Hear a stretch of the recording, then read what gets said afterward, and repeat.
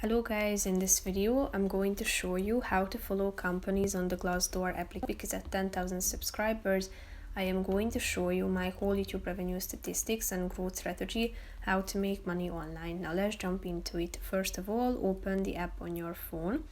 After that you should click on this Me button down below on the right side corner of the screen. After that, at the top of the screen you can find the companies button, so click on it. Here you can find the suggestions.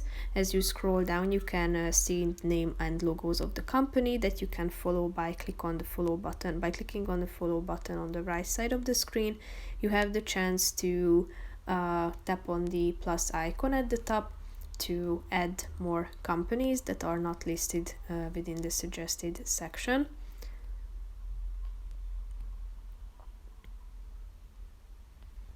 So here you can click on the search companies search bar.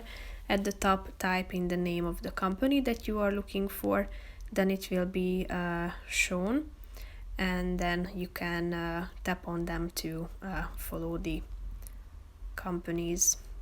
Click on it, tap on follow, and you will be able to follow them. So that's pretty much it for this video, guys. See you in the next one. Bye bye.